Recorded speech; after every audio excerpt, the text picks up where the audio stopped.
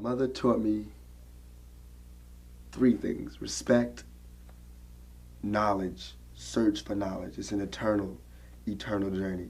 That's like my haircut, the line, 360 degrees, find knowledge, always.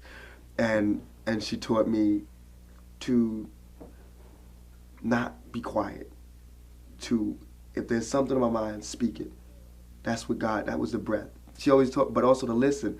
And she told me this little joke that God gave you 2 ears to listen and 1 mouth to speak. 2 ears and 1 mouth, common sense. 1 mouth, you should speak, but you should also listen. And that's where the knowledge comes from, listening. And once you get the knowledge, then you can speak. And it helps you.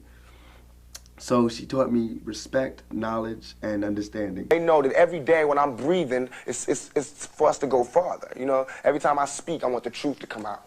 You know what I'm saying? Every time I speak, I want to shiver. You know, I don't want them to be like, they know what I'm going to say because it's polite. They know what I'm going to say. And even if I get in trouble, you know what I'm saying? Ain't that what we're supposed to do? I'm not saying I'm going to rule the world or I'm going to change the world, but I guarantee that I will spark the brain that will change the world. And that's our job, is to spark somebody else watching us. We might not be the ones, but let's not be selfish, and because we're not going to change the world, let's not talk about how we should change it. I don't know how to change it, but I know if I keep talking about how dirty it is out here, somebody's going to clean it up. The hardest thing about being my age is proving to society that I understand what's going on. Teenagers, they got a lot of responsibilities and a lot of burdens because, in fact, we're given a horrible world. We're given, the gift that we're getting when we got to take over is horrible. They left us, they're leaving this world in bad shape for us to fix up. So I think that we deserve a lot of respect. I mean, the world, no secret, but the world is in bad shape. So we have to do a lot. We have to do a lot of good things. So I think we deserve a little bit more respect. It's like we cleaning up the dirt. I can't change the dirt that's here, but I can put all this dirt in one corner. You know what I'm saying? Somehow I have some order here. And for that, they need to give me a little leg room. You know what I'm saying? Let me do what I want to do because nobody else is going to do it. Nobody else wants to do it. Because now I believe that I'm my own man. And I'm a man. You know, money gave me confidence. The screams of the crowd gave me confidence. But before that, I was a shell of a man. All BS aside, it all comes down to we got to survive. I mean, even warriors put their spears down on Sundays. We got to survive here in this country. Because I'm not going back to Africa. We got to survive here. And for us to survive here, white folks, black folks, Korean folks, Mexican folks, Puerto Ricans, we got to understand each other. We got to take a bigger chance. And when I say Americans, people think I'm talking about Uncle Sam. I mean, like, actually Uncle Sam with the gray hair and the flag. I mean you, the guy, you know, you, the mechanic, wherever, you. I mean, you need to do something. You need to check yourself and see how racist you are.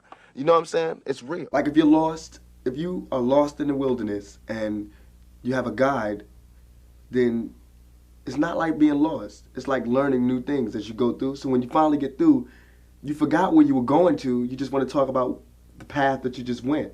And that's how I feel. Like life, my childhood, I was just totally lost at first. And I think we need to learn from our mistakes and stop just going through emotions, which we're doing now. It's like we're waiting for some big button to be pushed or something like that. And it's honestly how I feel this way. But society is like, I mean, it's like, you know those little things they have for the mice where they go through around a circle and there's little blocks for it and everything? Well, society is like that. They'll let you go as far as you want. But as soon as you start asking too many questions and you're ready to change, boom, their block will come. And for me, and I hope this doesn't start anything, but for me, since I'm living in a slummish area and I'm black, mines will come through being a statistic. You know, I'll get caught up in all of this, and one day I'll be with my friends and they'll go, let's go out party. We don't have a car. Let's steal a car. Forget it. You know, let's just borrow a car. We'll steal a car and I'll go to jail for 16 years and come out and be bitter. I put it down. If it's about rap music, if it's about acting, whatever, I want to get into the head seat, to the front seat. So I do what I got to do to get to the front seat. I work hard. I got to be involved. I got to excel at it.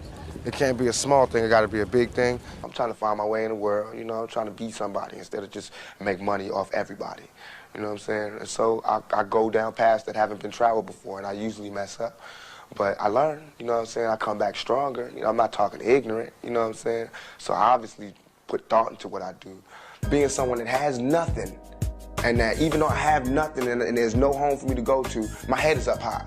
My chest is out, I walk tall, I talk loud, I'm being strong. No independent person just grew up and was born independent. You worked and you learned teamwork and you learned cooperation and unity and struggle, and then you became independent. You know, and dignity and determination, that's what we had.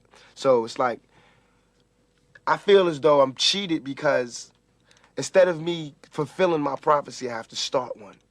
Instead of me, you know, doing a good job and carrying on the empire, I have to build one. And that's a hell of a job for a 21-year-old.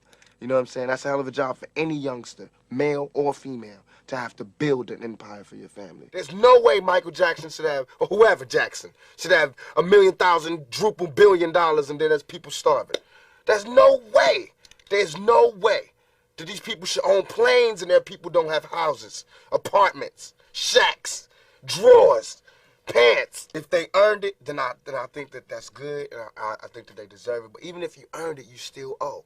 Because look at me, I don't have that mega money, but I feel guilty walking by somebody. I got to give them some mail. And if I know I got $3,000 in my pocket, I feel like it's wrong to give that person a quarter or $1. It's wrong. No matter what they do, if they take it and drink it, they take it and drink it. But, I mean, you got. You understand? And we all know how hard it is, and it's not about if you good or you bad. So since it's not about if you good or you bad, we know that because he don't got don't mean he was bad. Or don't mean he's a criminal, or don't mean he's crazy, or a drug addict, or none of that. It just means he don't got. And ain't it bad that you got 30? I mean, can you imagine somebody having $32 million? $32 million. And this person has nothing, and you can sleep. You can still go to the movies about, I mean, and then these are the type of people that get humanitarian awards. Millionaires.